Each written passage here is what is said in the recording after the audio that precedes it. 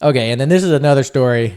This one is one of my favorites because this was just one of the most like when I realized what had just happened, when I pieced everything together, my brain melted for a second. And it actually made me hard. It made me really it's been one of those moments. I've had a number of these moments, but it was another one of those moments where I realized like there's got to be some kind of a God. There is some kind of a higher power that has the ability to make these things happen or has the free time, boredom, or sense of humor, messed up sense of humor to make these things happen. Or it's just a consequence of nature, but it's just too miraculous. It's just, no, it just can't be. So, fast forward yet again. This is 13. I'm working on the cruise ship. I finished music school in LA. I've been on the cruise ship for a year and some change. We're in the Mediterranean. We're going all around the Mediterranean, from Africa to Italy to Istanbul, everywhere. And so we're on the cruise ship.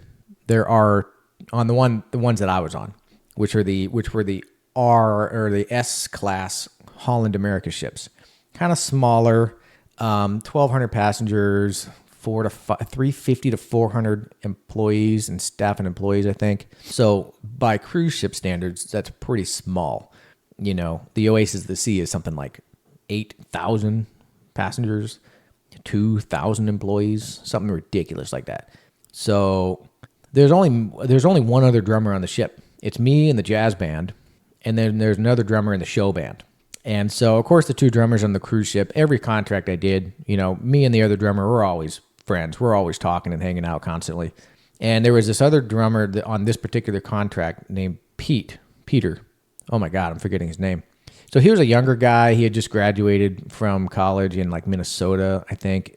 And he was young, not only like he was young as a musician and as an adult, but he wasn't immature by any means. He was pretty mature for his age. So we got along great because I was older than him. And so anyway, we were talking and hanging out a lot, and this vocalist joined his band, the show band, and he just really had the hots for this girl. She was blonde or redhead, and she was, you know, kind of petite, just like very much his type.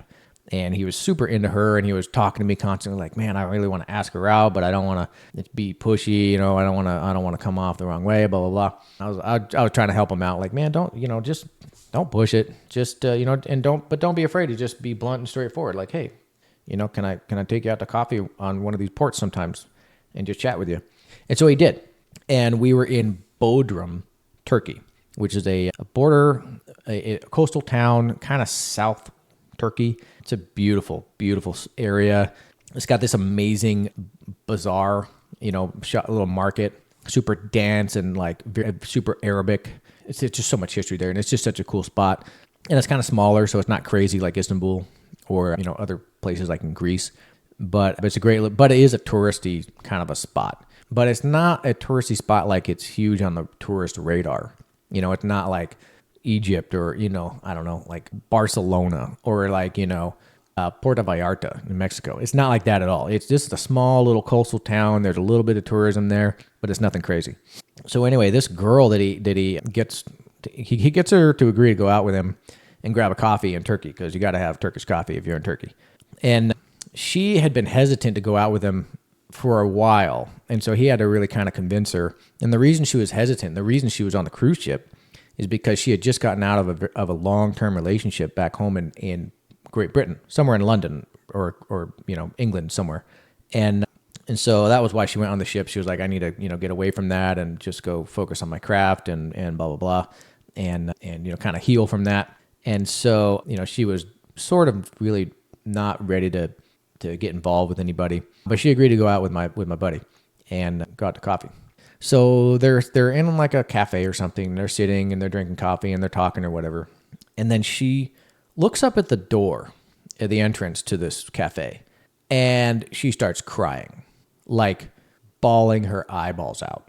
And my buddy's like, what's going on? Are you okay? What's going on? And she goes, that older couple that just walked into the cafe, that is the mother and father of my ex-fiance that dumped me. And I think that's what happened. So they make eye contact. she goes up to them. They come up to her, big hug. They're all crying. And I said to him, why were they all crying? And he goes, well, it turns out that he was the one that broke it off with her. But they really liked her. And she really liked them. And they got along great. And so for the fact that, that the relationship between their son and her ended, made kind of all of them sad because they really liked each other. They're from England. We're in odds that would happen. That cafe, that city, that time. That's insane. And by the way, they were not on the cruise ship. They had no idea she was on a cruise ship. They didn't know where she was in the world at all or what she was doing. They had no idea. They had not been in touch. They just so happened to be on a vacation on their own. Had nothing to do with the cruise. They just so happened to go to Bodrum, Turkey.